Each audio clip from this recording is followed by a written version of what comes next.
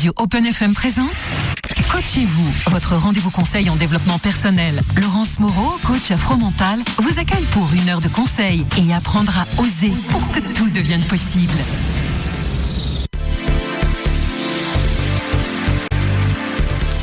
Bonsoir mesdemoiselles, bonsoir mesdames, bonsoir messieurs, bonsoir Joachim. Bonsoir Laurence. Ça va bien? Ben oui. Ça va, tu t'en mêles un peu dans tes boutons. C'est que l'ordinateur était sur manuel et puis il fallait pas le mettre en il n'était pas sur automatique. Oui, voilà. Donc, en fait, t'as juste pas envie de m'entendre, quoi. Voilà, c'est ça. Si tu t'es dit, elle est là, mais non, on va pas lui laisser la possibilité de parler, comme ça au moins on sera tranquille. Alors, comment ça s'est passé ces fêtes? Très bien. Tranquille. Très bien, avec du beau temps, c'était agréable. Oui. En plus, on a de la neige. Un petit peu de neige, ça fait du bien. Ah bah écoute, franchement, j'aime bien ça la neige parce que ça illumine un petit peu, ça fait briller un peu partout dans les yeux, même. Oui, mais on a une âme d'enfant. Hein. C'est ça. On a 5 ans d'âge mental. T'as fait un bonhomme de neige?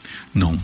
T'as pas fait encore un bonhomme de neige? Non, j'ai pas fait. Non. Oh là là là là là. Allez, mes petites filles, on en fait 2 même, donc ça va. Ah bah d'accord. Si on a encore de la neige avant la fin de la semaine, je te lance un défi. Voilà. On fait un bonhomme de neige chacun et puis on met les photos sur Facebook. Donc voilà. Eh bien, avant toute chose, bonne année à tous. Voilà, j'espère que les réveillons se sont bien passés, ou en tout cas le mieux possible, le moins mal possible. Je sais pas comment il faut dire ça. On vous souhaite le meilleur pour 2021 et surtout, je vais pas faire de souhaits à la place des gens. Vous faites vos vœux vous-même et puis ce sera plus facile. On va déjà essayer de gérer nos propres vœux, ce sera déjà pas mal. Alors Joachim, aujourd'hui, on n'est pas tout seul. Ben non, il faut bien démarrer l'année. Et oui, on démarre l'année en beauté. Et alors en plus, je t'ai amené le soleil, encore plus dans le studio. Ah, ça va faire du bien. Ah oui, parce qu'alors notre invitée du jour, donc qui est Nicoletta Ponsoli, que je vais vous présenter. Vous allez voir, alors le petit accent, c'est vraiment ce qu'il faut pour se dire, là on voyage, en route, on monte dans une Fiat 500 direction Rome et nous allons donc accueillir Nicoletta. Bonsoir Nicoletta. Bonsoir à tous. Voilà, comment allez-vous? Ça va très bien, merci. Et on commence bien le 2021. On commence 2021, en pleine forme, les vacances, ça a été aussi, les fêtes? Très bien, on a mangé, on a fêté. On a dormi, ça fait du bien. Ça fait du bien, donc en pleine forme pour démarrer l'année. C'est ça. Alors, donc, je vous avais dit, le petit accent, ça, c'est quand même assez agréable. Donc, comme on l'a dit, ou en tout cas comme j'ai laissé sous-entendre, vous êtes italienne, vous êtes de la région de Guéret, c'est bien ça? J'habite à Guéret depuis la rentrée, mais je suis italienne à la base.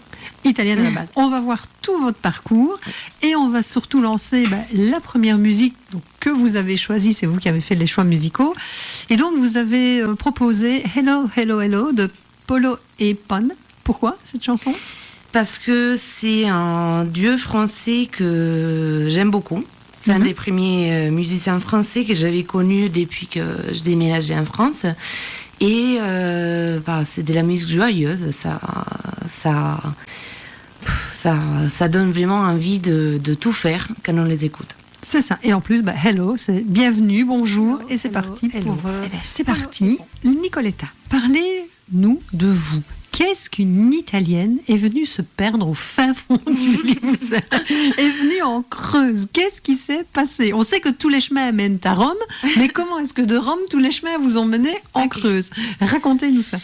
Écoutez, depuis mes études, depuis que j'étais au lycée, j'étais très fan du français, de la France en général. Et c'est pour ça que j'ai pris une licence en chinois. Exactement. Logique, j'aime le français, donc je prends le chinois. Exactement.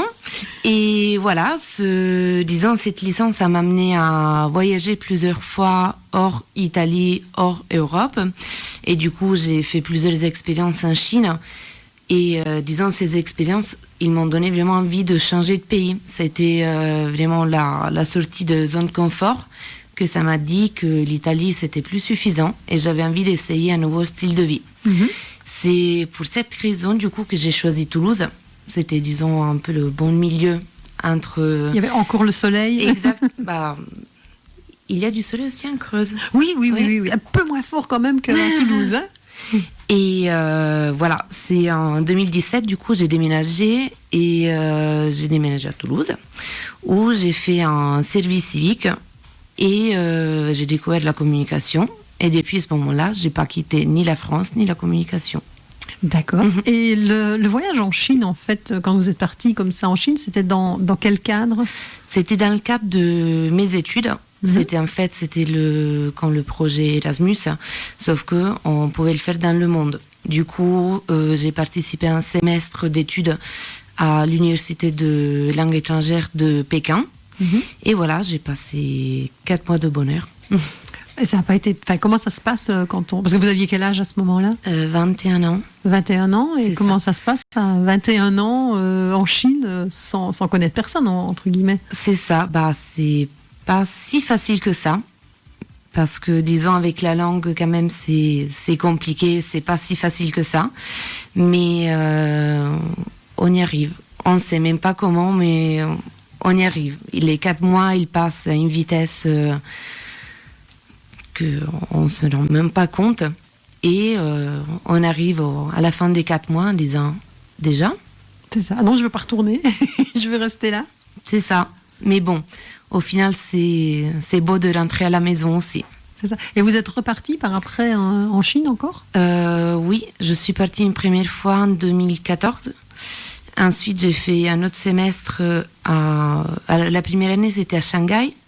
Et la deuxième année, c'était à Pékin. Du coup, voilà. Deuxième année, c'était à l'université de langue à Pékin en 2016. Et après, j'ai heureusement terminé ma licence.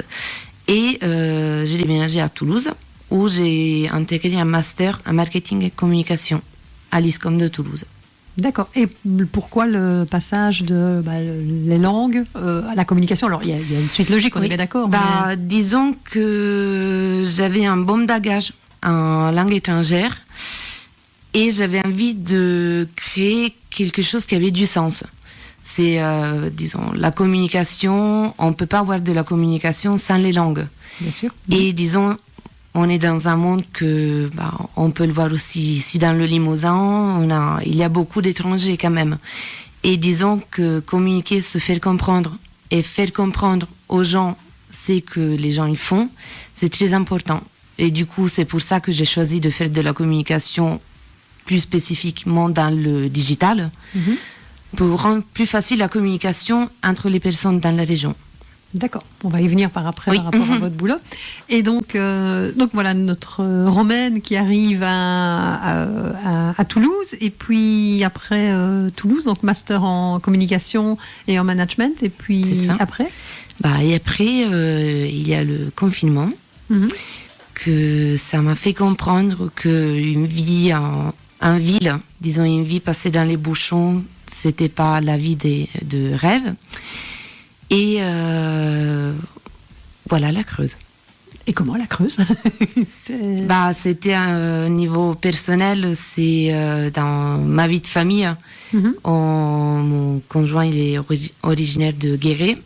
Et c'était le choix logique pour nos projets perso et professionnels de déménager dans le département. D'accord. Et qu'est-ce que vous avez découvert en arrivant justement, alors en passant de la Chine à la Creuse, il y a quand même une sacrée différence. Donc, qu'est-ce qui vous plaît ici en fait ? Qu'est-ce qui me plaît ? C'est vraiment le style de vie qui change.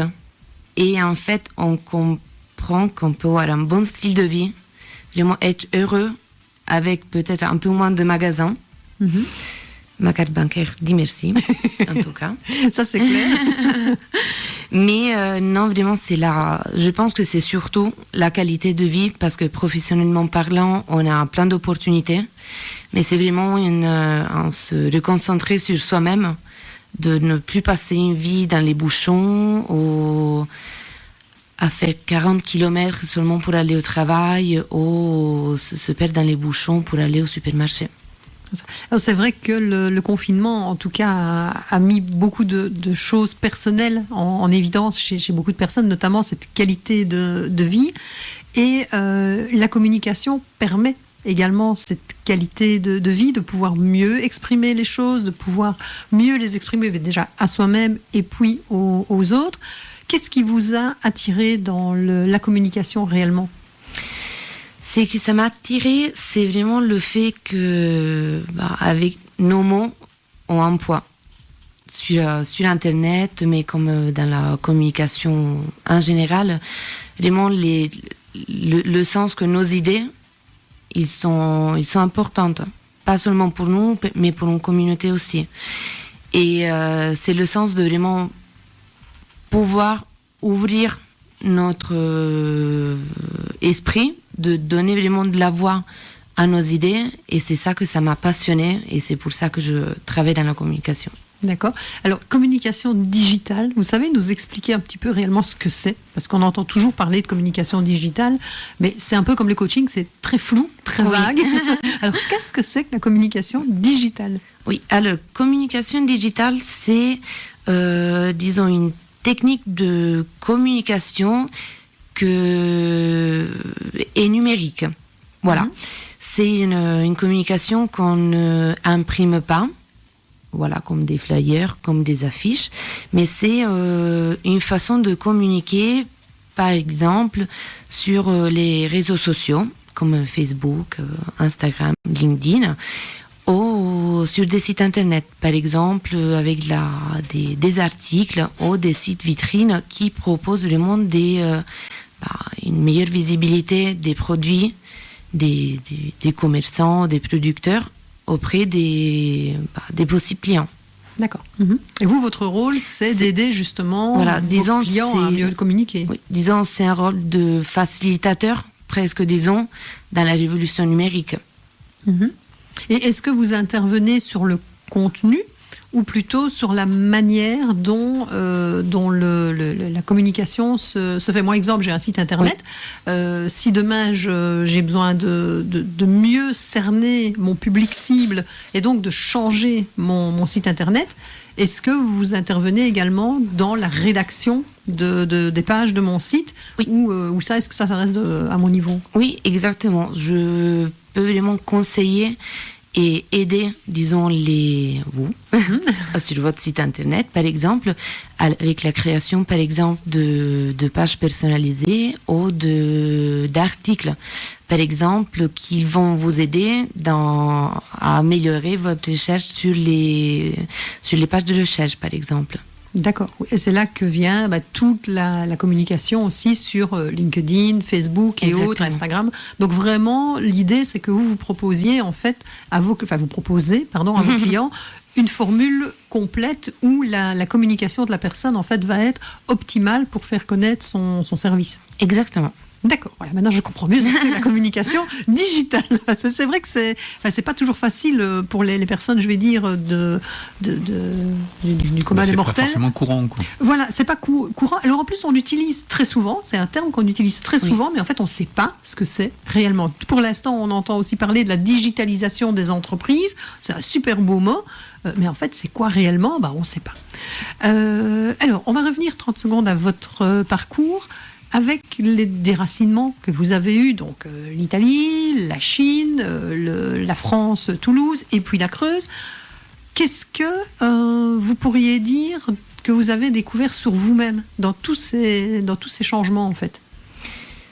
J'ai découvert que j'avais une force que je ne pensais pas d'avoir. En fait, c'est, disons, dans tous les voyages, dans toutes les étapes que j'ai vécues, je n'imaginais pas que j'aurais réussi. Disons, je ne dirais jamais que je suis la meilleure personne, c'est comme ça. Mais vraiment, des fois, je me surprends de moi-même, du fait que, disons, les efforts, ils payent. C'est ça. Et le fait, des fois, par exemple, j'ai réfléchi, et je me dis, en 3 ans, j'ai fait vraiment beaucoup de choses et c'est vraiment d'un côté de réflexion que vraiment je me dis, si j'ai réussi, pourquoi pas? Il y a tout le monde qui peut réussir aussi. C'est ça. Est-ce que ça a amélioré votre confiance en vous, votre manière Carrément. de vous percevoir, peut-être? Carrément. C'est, disons, tout le parcours et depuis que j'ai créé du coup ma micro-entreprise, disons vraiment la confiance en soi, c'est presque un travail quotidien. Bien sûr. Et a posteriori, on voit tous les efforts que peut-être on s'en percevait même pas qu'on faisait, et en tournant le dos vers toutes les actions qu'on a fait, que j'ai fait du coup, c'est exceptionnel des fois. C'est ça, et c'est vrai que c'est important aussi, non seulement de les réaliser, et puis de pouvoir le verbaliser, on revient à la communication, et de pouvoir se dire aussi à soi, mais je suis fière de mon parcours, parce que clairement, il y a très peu de personnes qui vont vous le dire, et donc c'est important de pouvoir s'auto-congratuler à un certain moment en disant, comme vous dites très bien, en regardant dans le rétro et en disant, ah ouais, je suis quand même réussi à faire ça sur 3 ans, c'est pas rien. En fait, et ça vaut la peine d'être mentionné et d'être mis en évidence. On va faire une petite pause, et la deuxième choix musical, donc on est toujours dans les voyages cette fois-ci. Donc qui dit Italie dit en général, ça m'a bien fait rire, dit glace. Moi je l'associe toujours, et en plus le titre que vous avez choisi c'est Vanille Fraise l'impératrice. On aurait voulu faire exprès qu'on n'aurait pas pu. Et donc pourquoi ce choix? Parce que c'est une musique que j'utilise souvent quand je travaille. C'est des mélodies qui m'amènent loin, qui me font concentrer, mais qu'en même temps, ça donne de l'énergie et c'est très vibrant. Eh ben, c'est parti pour un petit shoot d'énergie. Alors, revenons à nos moutons, en Creuse en plus, il y en a quand même quelques-uns. Alors, on a vu, Nicoletta, que vous avez beaucoup bougé, que vous avez beaucoup étudié. Donc, vous avez eu quand même pas mal de changements dans votre vie. Alors, sachant que l'être humain, en général, le changement, c'est pas ce qu'il affectionne, parce qu'on aime bien nos petites habitudes, on aime bien, vous avez dit tout à l'heure, notre zone de confort. Et alors, même quand c'est un changement que l'on choisit, en général, il faut quand même le temps avant de le faire, parce qu'il faut qu'on pèse le pour et le contre et qu'on se décide. Et donc, ici, en fait, comment vous voyez le changement? Est-ce que votre vision a changé entre la Nicoletta de 17 ans qui se demandait quoi faire de sa vie, ou maintenant avec le bagage que vous avez, ou est-ce que c'est venu petit à petit et qu'en fait vous vous êtes acclimaté au changement? Disons que la Nicoletta de 17 ans, elle pensait pas du tout au changement, je pense. Et disons que avec toutes les expériences qui m'ont amené jusqu'ici, le changement, c'est quelque chose qui ne me fait presque plus peur. Disons, c'est quand même une peur de l'inconnu toujours. Et ça, c'est normal, c'est le naturel. Il faut avoir peur des fois. Mais disons, ça prend des choix conscients et qui sont bien réfléchis, peut-être des fois trop réfléchi. Mais disons maintenant, je vois le changement, même personnel ou professionnel, comme un défi. Soit que de voir l'inconnu, de voir ce qu'il va me donner le futur. C'est vraiment, disons, après 2 confinements et un 2020, on ne peut pas avoir peur. C'est ça, c'est clair qu'on découvre des capacités d'adaptation chez l'être humain qui sont importantes. Alors c'est vrai que, comme on le disait, on a difficile de changer. Par contre, on tombe très vite dans une nouvelle routine quand on a décidé de mettre quelque chose en place. Et avec tout ce qu'on a connu en 2020, je veux dire qu'à s'habituer à quelque chose, c'était très compliqué. Et 2021 est un peu sur la même route, parce qu'on ne sait pas très bien ce qui nous attend. Donc on a appris, je pense, tous à apprivoiser un peu cette notion du changement. Et vous parliez de peur, et elle est tout à fait normale. Et d'ailleurs, c'est aussi la peur qui nous permet de pouvoir prendre les bonnes décisions à certains moments. Le tout, c'est que cette peur ne doit pas devenir irrationnelle ou devenir un stress, ou en tout cas un frein à des décisions à prendre. Vous avez parlé très rapidement. Est-ce que vous avez déjà vu ou remarqué une différence dans votre manière d'aborder le changement au niveau personnel ou au niveau professionnel? Je pense, comment c'est d'actualité, disons, le confinement et tout ce changement de crise sanitaire que nous avons vécu en 2020, ça m'a permis de voir différemment vraiment le changement sous les yeux du côté personnel et du professionnel. Qu'est-ce que ça veut dire? C'est vraiment le fait que on prend le changement comment il vient, Et on peut bien l'accepter, ou faire si de l'accepter après d'autres changements, peut-être du changement. Et mais Indien, vraiment ces changements, ces nouvelles façons de vie, de vie personnelle ou de vie professionnelle, c'est pas la fin du monde. Mm-hmm. Et on peut prendre le changement comme des nouveaux défis, comme des nouvelles vraiment activités, comme des nouvelles expériences que nous devons faire pour grandir personnellement et professionnellement. Tout à fait.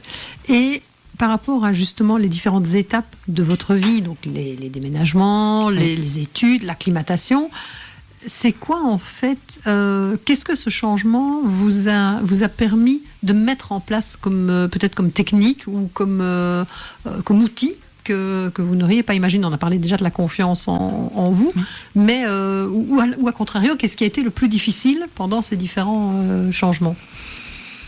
De difficile, ça a été comme première chose, comprendre la France.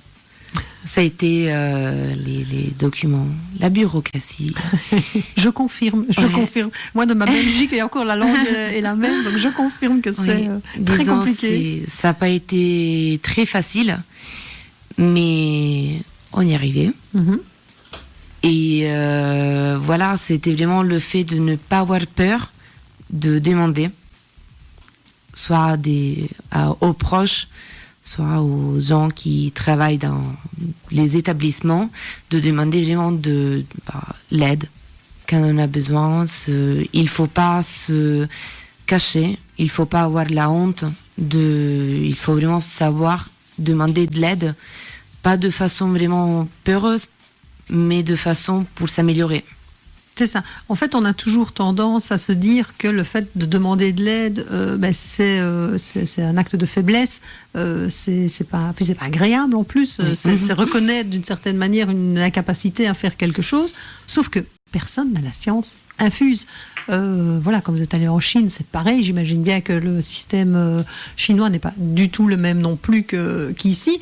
Et puis, voilà, même entre Toulouse et la Creuse, on est dans le même pays, mais bon, parfois d'un département à l'autre, c'est pas toujours la même chose. Donc, c'est vrai que cette capacité d'adaptation, c'est important aussi d'en être conscient et de s'en rendre compte et de se dire, c'est peut-être aussi une force chez moi, c'est de reconnaître à un moment donné, eh bien oui, je suis perdue, je ne sais pas comment faire, plutôt que de perdre un temps fou à essayer de le faire moi-même, oui, je vais aller demander de l'aide. Et on en revient à votre métier. Ces personnes qui essayent peut-être, elles, de communiquer, de faire les choses par elles-mêmes, parce qu'on aime bien tous de pouvoir mettre notre petite patte dans notre activité, et de se rendre compte parfois que, et économiquement, et en termes de temps, et en termes de qualité, c'est plus intéressant d'avoir quelqu'un qui le fait à notre place et de nous se concentrer sur notre vrai métier, actuellement. Vous avez commencé votre activité il y a quelques mois, donc en fait, vous sortez des études et directement vous lancez comme l'auto-entrepreneur. Pourquoi ce choix? C'est osé aussi en plus. Oui, disons, on a surfé la vague de la période, et j'avais pas envie de ne rien faire. Et vraiment, le métier de la communication, c'est quelque chose de très dynamique. On a besoin de faire. Nous, c'est comme type de métier, on a besoin d'avoir presque toujours à côté notre ordi et créer. Et c'est pour cette raison, j'avais des personnes qui avaient besoin de mon aide en termes de communication, et voilà, le choix était très vite fait et j'ai choisi de créer ma micro-entreprise en novembre. D'accord. Et qu'est-ce que ça vous inspire, là maintenant qu'on est 3 mois plus tard, je vais dire, comment vous vous sentez dans ce rôle de chef d'entreprise? C'est cool. Quand on se présente, on dit oui, je suis chef d'entreprise. C'est quand même, c'est très valorisant. Mm-hmm. Après, disons, c'est cool ici, mais de l'autre côté, comme on dit, le micro-entrepreneur, il doit faire tout seul. Et moi, j'ai très apprécié quand même ce côté un peu plus compliqué, parce que ça me permet d'apprendre de nouvelles choses. Et le fait d'apprendre disons, la petite bureaucratie, le petit papier à faire, ça, vraiment, c'est une satisfaction si personnelle de savoir se gérer et pouvoir aussi conseiller, par exemple, des amis qui veulent se lancer dans l'entrepreneuriat. Et vraiment, c'est une grande satisfaction de se dire, je sais faire ça.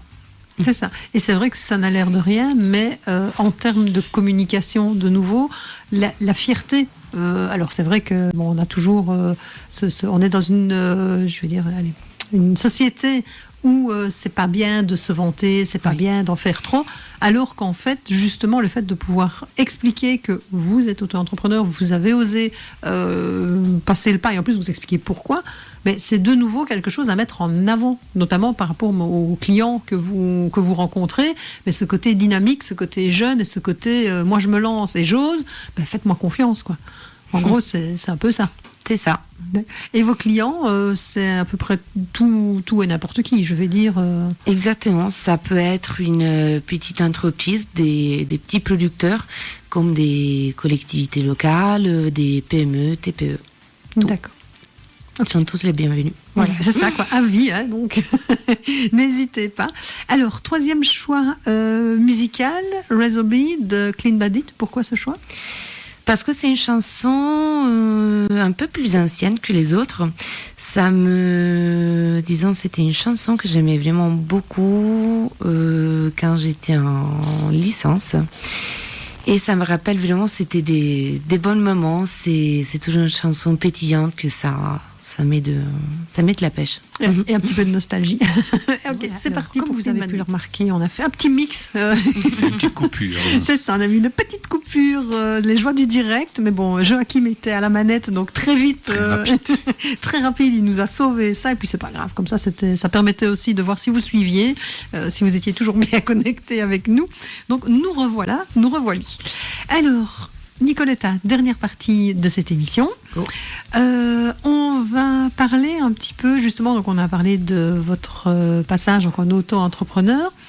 Alors, en effet, c'est quand même c'est risqué pour quelqu'un de jeune, je vais dire, de se lancer, premier job en plus, de se lancer directement en entrepreneur. Est-ce que dans votre famille, c'est quelque chose, je vais dire, c'est des lignées d'indépendants, ou est-ce que vous êtes l'espèce de mouton noir qui se lance comme indépendant alors que tout le reste de la famille était salarié ?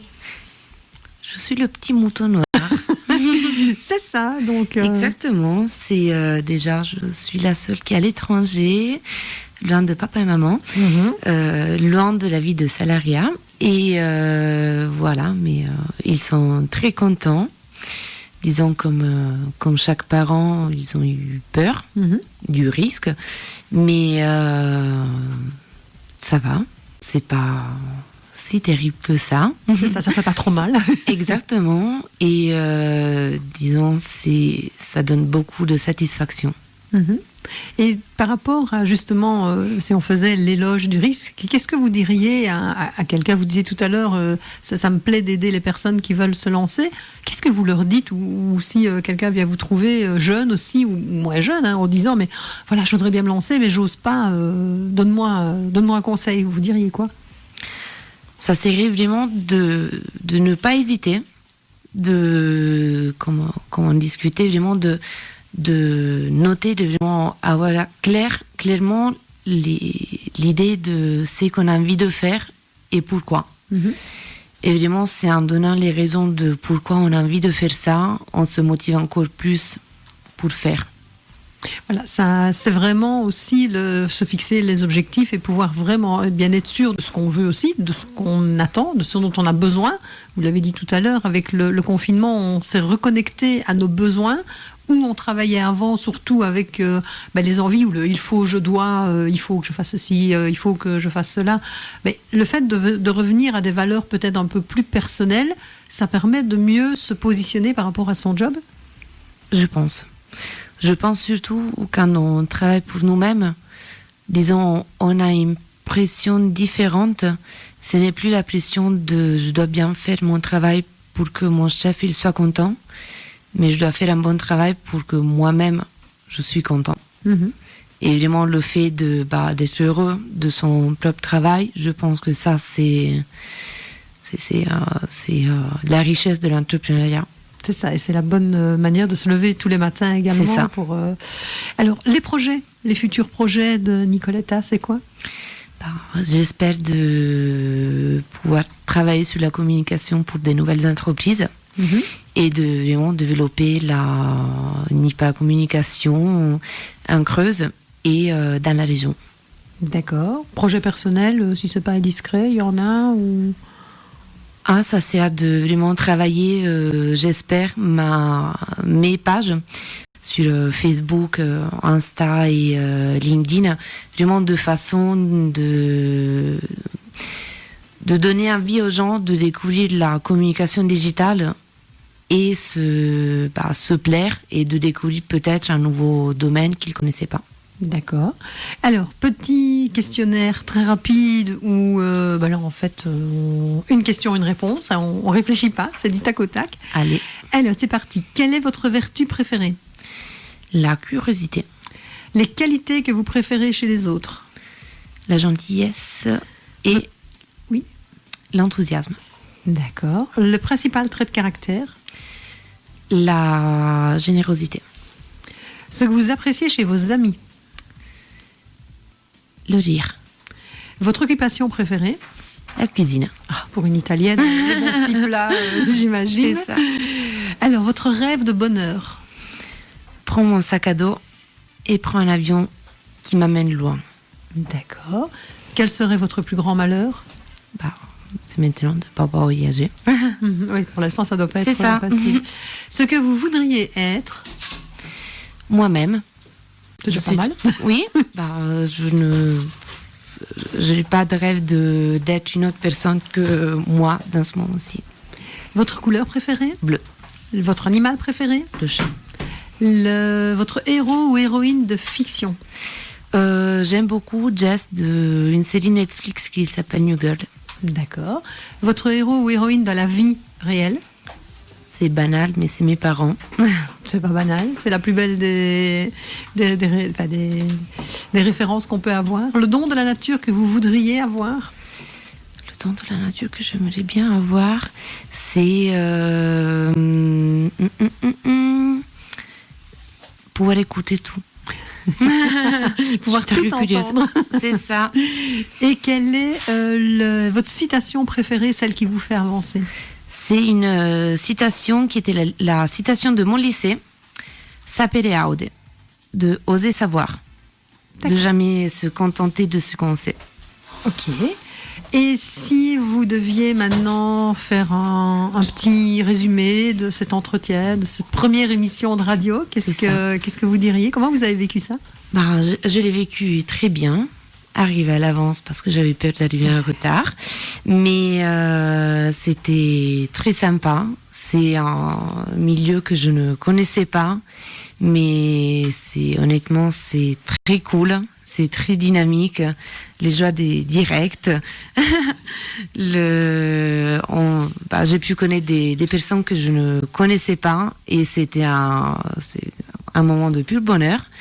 Et j'espère que ça va pas être ma première et dernière émission radio. On ne sait jamais. Alors Joachim aime bien de toujours préciser oui, que... moi je racole toujours, si des gens qui veulent faire de la radio, il n'y a pas de souci. On a des créneaux horaires. On a déjà réussi à en récupérer un l'année dernière. C'est ça. On espère faire mieux cette année. Voilà, donc en général, quand on vient dans l'émission, on risque de pouvoir avoir sa propre émission après. Voilà, il n'y a pas de problème.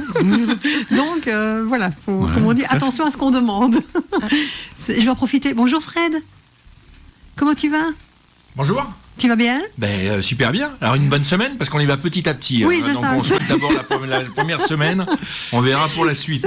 C'est une bonne première semaine de janvier 2021. Déjà, c'est pas mal. C'est déjà bien. T'as été les fêtes? Oui, ça se voit d'ailleurs. Il y a de l'embonpoint qui est venu, donc les fêtes ont bien été. C'est ça. En fait, comme tu avais préparé au départ pour plusieurs, mais que vous n'étiez que 6, tu as dû manger pour tous les autres, c'est ça? C'est ça. Voilà. On n'était c'est bête.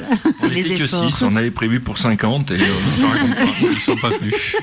Ça, c'est dommage. En fait, tu as juste arrêté de manger ce matin, quoi. avant d'aller travailler? Même pas. non, on s'arrête pas comme ça se fait pas tout seul. D'accord, et c'est pour ça d'ailleurs que tu n'attaches même plus la veste, tu te dis je la laisse ouverte. Tu remarqueras que j'ai mis quand même, bon alors c'est ma blouse, parce que j'aime bien aller en coton, elle tient chaud, mais j'ai mis une veste quand même. C'est ça, oui c'est bien, parce que alors, il fait pas chaud. Il faut quand même savoir que je suis quand même pieds nus, voilà, soit, mais été comme hiver, c'est en t-shirt. Mais j'ai mis une veste. C'est vrai, j'avoue. Bon, et ça s'est bien passé les fêtes? Oui, mais très bien, écoute, franchement, tranquille. Et pour ton invité aussi? Très bien, merci. Très bien. Oui. Bon. T'as vu, je t'ai amené un peu d'exotisme. Oui. C'est bien. Alors j'ai entendu que vous commenciez une première de l'année en mettant le foutoir. Bon, c'est de la faute sûrement à Joachim. Bah écoute, il a mis ses mains où il fallait pas. Donc... Il est trop sensible l'ordinateur. Il s'est endormi, toi aussi, il s'endort sur ton émission. C'est ça. Je me sens moins seul. Son ordi était plus sensible que ce qu'il n'y semblait, donc voilà, on va pas t'en tenir rigueur, Joachim. C'est gentil. Quoique, non, écoute, je ferai pas mieux, donc je vais sûrement pas à ce niveau-là dire quoi que ce soit. Alors Nicoletta, merci en tout cas pour cette émission, merci de nous avoir fait partager votre vie, votre accent, parce que là franchement moi j'ai kiffé pendant toute l'émission, j'adore. Ça me rappelait mes vacances en Italie. Ouais, j'avais l'impression de parler avec Dalida. Je sais pas, tu vois l'accent c'était le même. Je veux dire, j'ai une grande fan, donc voilà, je fais un petit clin d'œil à Astrid, elle va adorer. Donc tout grand merci en tout cas, au plaisir de se revoir très rapidement, parce que de toute façon on va se croiser aux Femmes de Creuse en marche également, dont vous faites partie maintenant. Et donc je vais vous laisser lancer la dernière musique et puis nous dire pourquoi ce choix, donc qui est Time to Pretend de MGMT. Pourquoi ce choix? Parce que ça me rappelle le soleil et vu qu'on a eu la neige, je disais on retrouve un petit peu de soleil. Voilà. Voilà, de soleil sur la neige, comme ça va bien briller. Et rendez-vous la semaine prochaine pour une autre émission. Et donc, je laisse la place à nos deux grands gaillards qui vont animer les 2 heures qui suivent. À la semaine prochaine. Au revoir. La semaine prochaine. Au revoir.